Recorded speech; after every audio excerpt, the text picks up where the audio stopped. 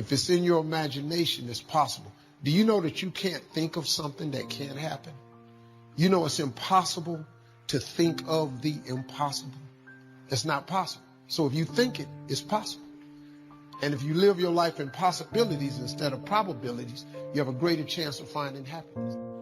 I'm the kind of person, if I'm going to do it, I'm all in. I'm the kind of person, I don't like being in between. I don't like to be at the back of the line. I want to be in the front of the line. And I'm going to prepare myself and work on myself to be a dominant voice.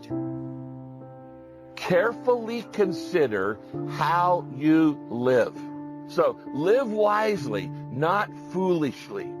Make the most of your time, because these are difficult days. You need to have a routine. Now, when you're stuck at home, it's so easy to slip into sloppiness. I want you to write this down right now. Routine develops resilience. You got to resource yourself well, file every day, read every day. And so at 17, I started reading and filing every day, and literally have done it all my life. And one day I began to realize I was relying way too much on those files, that I wasn't as creative, and I wasn't testing what I should be testing in, because I had a safety net. I go over there and, well, here I got this, and I was starting to read old thoughts, and old thoughts are old thoughts. Happiness is freedom from the negative children of fear, such as worry, low self-esteem, envy, greed, anger, resentment, and so on. Happiness is an awareness and a grasp of the positive power of life and loving values. It is an order of thought, activity, and lifestyle.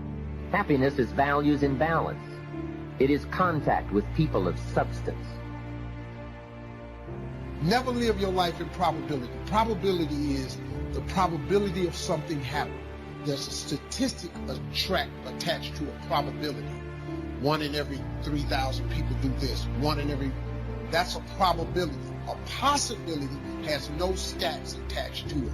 Live your life in possibilities and you're changing. Just change the way you think. If you've had a dream, I guarantee you were born with that dream, woven into your DNA. You see, dreams are deeply personal. And this is important for you to understand, because if you give up on your dream's going to haunt you. When suffering hits my life, I hope I have been putting into my interior life. But in order to use all those other muscles to face suffering, you're going to actually have to put in and focus on the body and focus on your legs and understand it's leg day. It's going to have some unintended consequences. And his big leg day workout routine for you is this little phrase, live in harmony. For 29 years kicking cancer's butt and still working, still in his right mind, still got the fire in his belly, still being active, still making a difference, still motivating people and inspiring people and making people feel good. If you believe that laughter is important, if you believe being deliberately positive is important, having a spirit of optimism is important in spite of. Predictability creates stability. Structure creates steadiness. You need to set and stick with a routine for the duration of this pandemic. Stop watching so much news, because it's all negative right now. And for your own mental and emotional and spiritual health, you need to monitor your media intake. I made a decision, a very difficult decision. All of my work for all those years of filing, I made a decision to get rid of them. They're not relevant. They're not new. They're not fresh. They don't breathe. There's no fire and passion in them. And I'm just going to say to you, one of the good things about a crisis is it begins to help us to let go of the things that we have depended on the past so that we can go to an entire new level of living. One woman just decided, you know what? You can't take my dignity from me. I can only give that up, and I don't choose to give it up. And I will not go back to us. The answer is no. Rosa Parks changed an entire society. Because that day she chose to focus on something else. She gave it a different meaning. This is not a command. You do not have control over me. And she decided to fight. And she changed the direction of a country and of many other countries. She started something. There's another dimension, which is trait conscientiousness, which is integrity and dutifulness, orderliness, industriousness, openness, which is like a hybrid between intellect, intelligence, roughly, and creativity. And so you can go there and find out how you compare to other people, and that's kind of interesting and useful, because it's kind of useful to know who you are, and to know that that's actually who you are, you know, that you have a nature.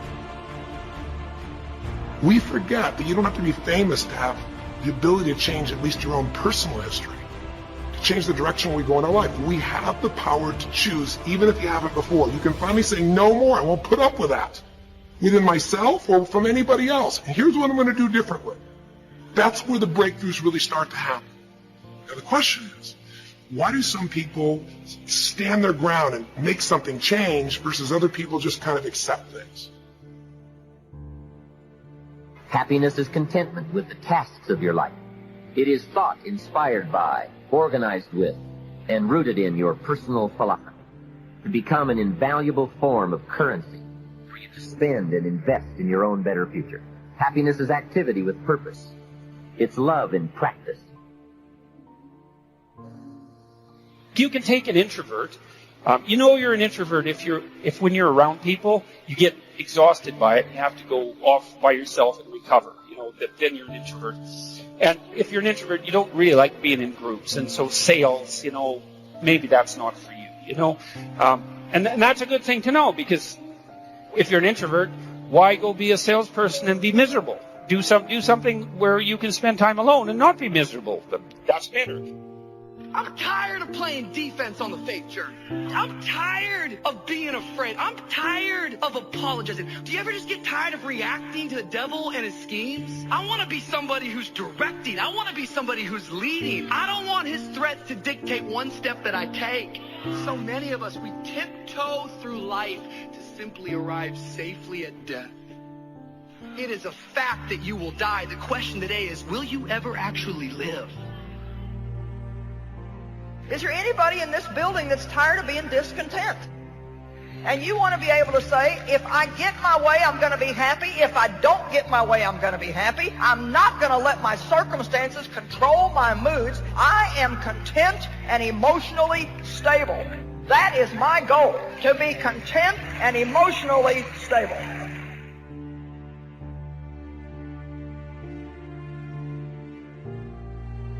It doesn't take much faith to give God glory when all your bills are paid. You don't have to be real strong when everything is well in your life. But when the bottom falls out, when sickness comes, when trials and difficulties come, when your health starts to fail, when your children break your heart, when difficulties, tough times, hard days, long nights, it is then that your faith kicks in to let you know that he's a very present help in the time of trouble. Maybe you're unhappy right now with your current job. Maybe you're unhappy with your health, or maybe you're unhappy with the season of life you find yourself in. Has it ever occurred to you that you are not there by coincidence, but rather you are there by providence? I am here for such a time as this. See, there's a reason for your season. There's purpose in your pain. There is a design in the disaster. There's hope in the hurt. There's life even after death. I think it's time for eternity. Because crying and complaining is not going to stop the trial. Murmuring and groaning is not going to stop the trial. And the purposes that God wants to work out in our lives may include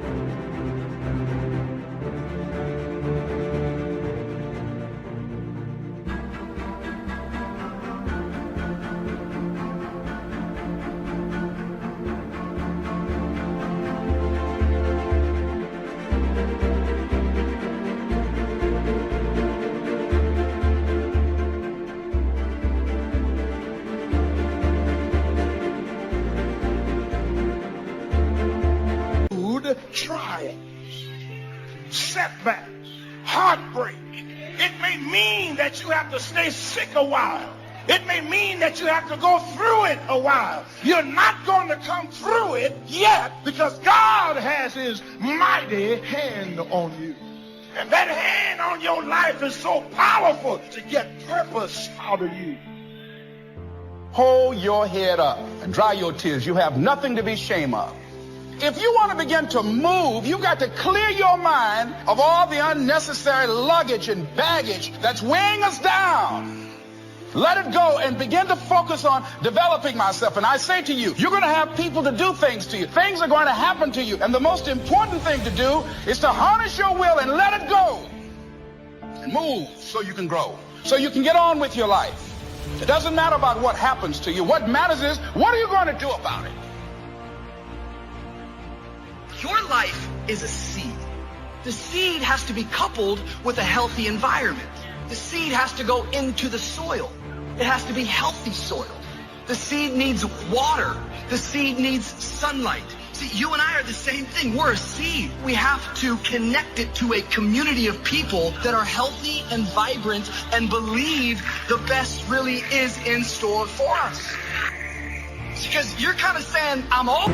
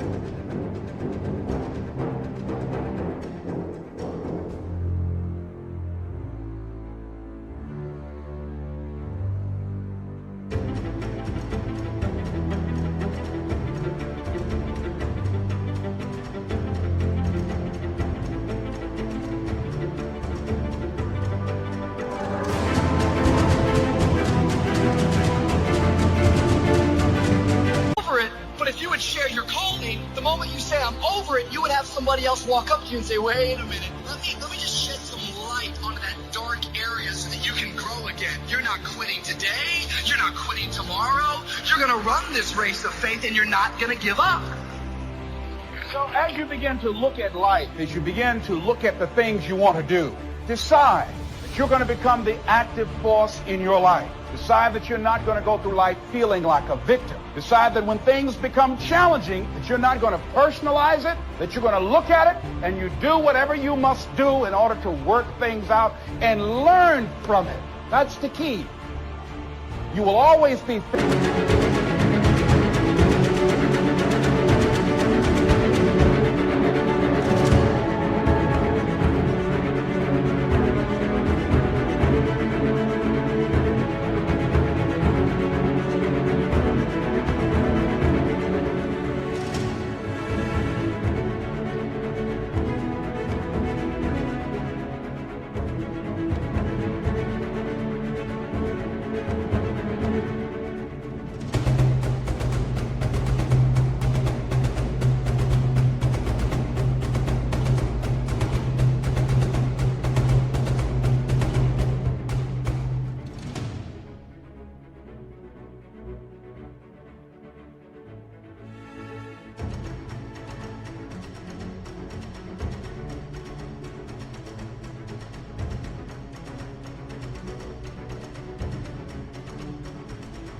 with a series of God-ordained opportunities, brilliantly disguised as problems and challenges. You got to get the word. Happiness is something you design. Happiness is a study. Happiness is a practice. Happiness is an art. It's not an accident. It's an art. And anybody that wants to can study, practice the art of happy living. Happiness is like culture. Money doesn't make you culture, but culture is within the grasp of all of us. All you have to be is committed to it and make it a study. Culture is a study. Sophistication is a study. It's not an amount. It's not an account. It's a study. Money doesn't make you sophisticated. Only study and practice makes you sophisticated. Only study and practice makes you cultured. And only study and practice makes you happy. Study and practice makes you rich. Key phrase. Don't be lazy in learning. 1, how to do. Next, how to live well. Don't be lazy in learning and practicing the art of economics and practicing the art of lifestyle. I'm not retreating. I'm not running. I don't care if you say we outnumbered. We live by this and we die by this. We don't retreat. Once we hit that wall, we don't quit. We don't give up. We push a switch called will, and we start using our willpower. Yes, we tired. Yes, the mind is saying give up. Yes, it's saying quit. But we cannot quit because we realize we have not reached the goal yet. This is not what I dreamed about. This is not what I said.